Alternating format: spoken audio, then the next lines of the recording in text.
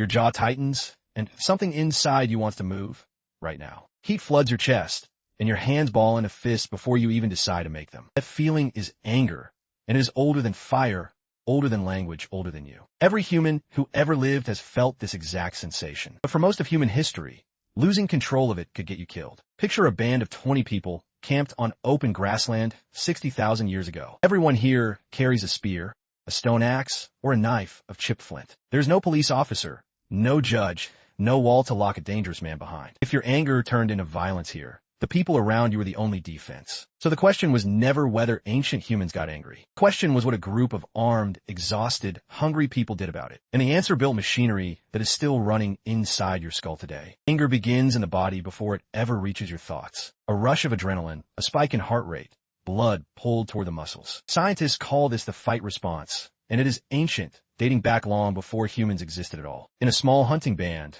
that response was useful for a split second against a predator. A turn on another person in your own camp.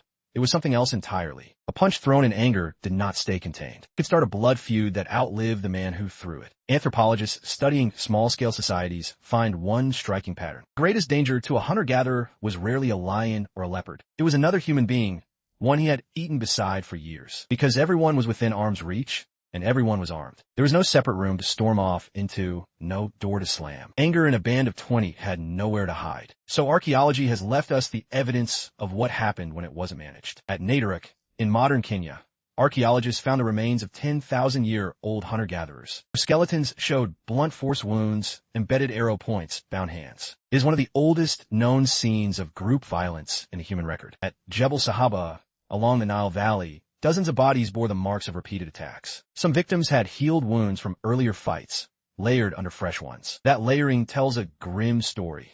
Violence there wasn't a single event, it was a cycle. These sites are proof that anger, unmanaged, could erase entire camps, which is exactly why every surviving human society built ways to defuse it. The bands that didn't figure this out simply didn't survive to leave descendants. Every human alive today descends from ancestors who solved this problem well enough. So what did they actually build? The first tool wasn't a weapon, it was a social rule. Most hunter-gatherer bands were fiercely, almost obsessively, equal. No permanent chiefs, no man allowed to accumulate too much power. Because a man with too much power was a man other people had reason to resent. And resentment, left to simmer, becomes the exact anger that gets people killed. Anthropologists call this pattern the leveling mechanism. If a hunter bragged too much about his kill, the group mocked him for it. Not out of cruelty, out of prevention. A humbled hunter was a hunter nobody wanted to stab in his sleep. Pride, left unchecked, was treated as a hazard to the whole camp. This meant every successful hunter had to publicly downplay his own kill. He might even insult his own catch,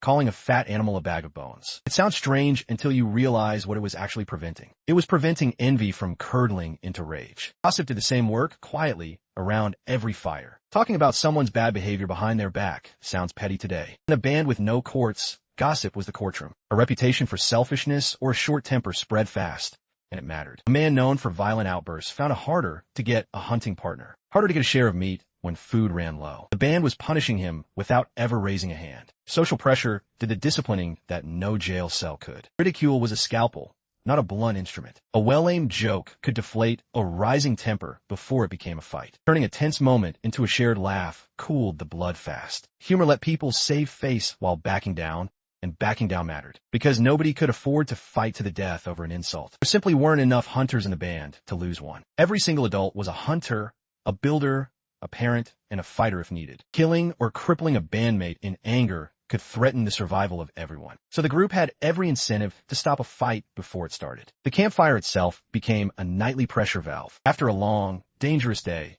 people gathered close to the flames. Stories were told about the hunt, about ancestors, about mistakes and lessons. Storytelling let people process a bad day without acting it out physically. A hunter who nearly died could describe his fear out loud, instead of carrying it silently. Naming an emotion out loud in front of others drained some of its power. Modern therapists call this effect labeling. Ancient humans were doing it around fire, long before anyone had that name for it. Dance and rhythm gave anger somewhere physical to go. Drumming, stomping, chanting, the same fight energy spent on movement instead of violence. A body that has danced itself, exhausted, rarely starts a brawl. Some anthropologists believe this is one of the oldest functions of music itself. Not entertainment first, regulation first. Children were trained early through play not lectures. Wrestling games let boys release aggression under watched, controlled conditions. Losing a play fight taught a lesson punches alone never could. It taught limits, how far was too far, and what happened if you crossed them. By adulthood,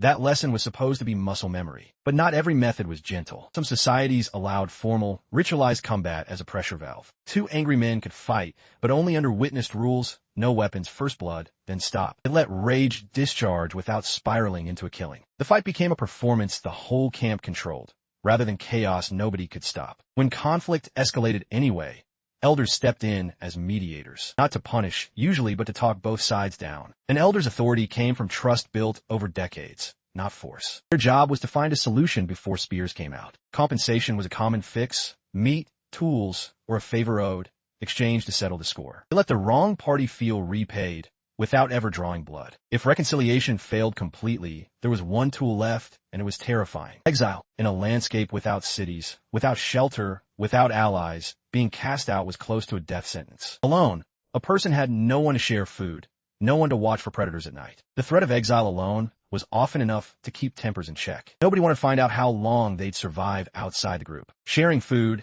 was another quiet anger prevention system. The meat was split evenly. There was less to fight over in the first place. Hunger sharpens anger.